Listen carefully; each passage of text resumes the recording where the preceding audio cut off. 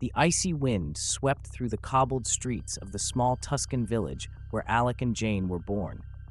No one celebrated their arrival into the world. No one gathered to bless the newborn twins. Their mother held them with an inexplicable fear as the village priest crossed himself at the sight of them. There was something unnatural about them, though no one could explain it with words. From the very beginning, they were different. People whispered that they brought misfortune, that their mere presence was a bad omen, and they avoided them as if they carried an invisible plague. Alec grew up in the silence of his own world, always in Jane's shadow. Even as a child, she was louder, more impulsive. He didn't mind. He understood his role without anyone telling him.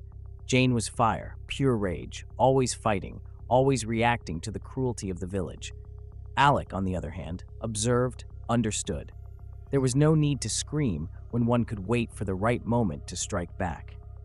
He didn't need his sister's immediate fury because he knew that true power lay in patience. Since childhood, they were victims of the villagers' contempt. They couldn't walk through the market without receiving hateful glares. Sometimes, the village children would follow them, throwing stones and calling them witches. Jane responded with insults and threats, with an anger that only made things worse. Alec, however, never reacted. He simply watched with cold, calm eyes, as if each attack were a lesson he learned in silence. He knew his time would come. When the Black Plague reached the village, the people quickly found someone to blame. It wasn't the rats, the filth, or the lack of hygiene. No, to the villagers, it was the twins. They pointed to them as the source of the disease, as demons disguised as children who had brought death with them. Hysteria grew, and it wasn't long before the church got involved. The priest declared that there was only one way to rid the village of evil: burn them.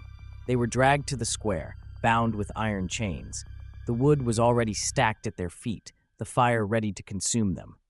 Jane screamed, her eyes burning with pure hatred, while Alec simply stared at the crowd with an unreadable expression.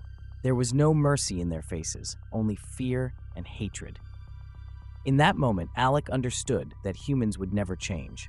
No matter what you did, they would always fear what they couldn't understand, and when fear overwhelmed them, they would choose to destroy rather than try to comprehend. As the flames began to rise, something changed. A figure emerged from the crowd, moving with impossible speed. The fire was extinguished in an instant, and the villagers stood frozen in terror.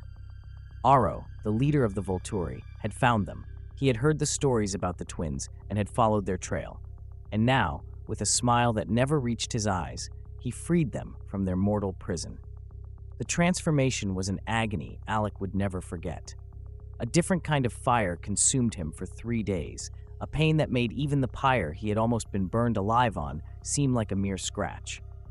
When he finally awoke, the world was different. Every sound was clearer, every scent sharper, every movement more precise. The thirst tormented him, a primal urge that almost blinded him. But the most surprising thing was the power. He felt something inside him, something he had never had before, like a shadow waiting to be unleashed. When Aro explained what he had become, Alec understood that his human life had been nothing more than a prologue. Now he had a purpose.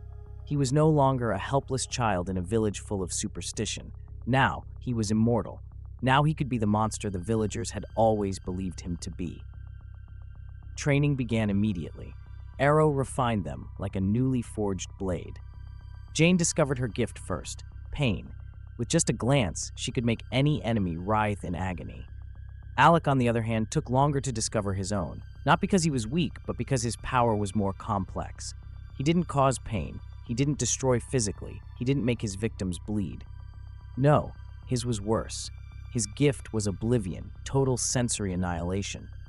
With a single thought, he could plunge anyone into absolute nothingness, robbing them of sight, hearing, touch, taste, and smell. A world without stimuli, without light or sound, without time or space. At first, he tested it on prisoners, a simple rebel soldier who had dared to defy the Volturi. When Alec used his gift, the man collapsed to his knees, unable to comprehend what had happened. His eyes darted desperately, his lips parted in a silent scream, but he couldn't see, he couldn't hear, he couldn't even feel the ground beneath his feet. He had been reduced to nothing. Aro watched with fascination. Jane smiled with pride. Alec simply remained silent. He knew what it meant. He was no longer a child, no longer a victim. Now he was the shadow that loomed over the world. Over time, he became the most feared weapon of the Volturi. His power was absolute. It didn't matter how strong an enemy was, how fast, how old. If Alec decided it, their world ended. And the most terrifying part was that he caused no pain. Death, suffering, agony, these were things the mind could still comprehend.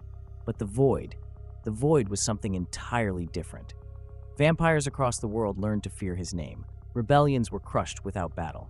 Those who defied the Volturi were reduced to shadows before they could even raise their voices. He never needed to lift a weapon, never needed to stain his hands with blood. His power was cleaner, more lethal. It was the certainty that, in an instant, you could cease to exist. But as the centuries passed, eternity began to weigh on him. It didn't matter how many enemies he defeated, how many threats he eliminated. There were always more. There was always someone who believed they could challenge the Volturi.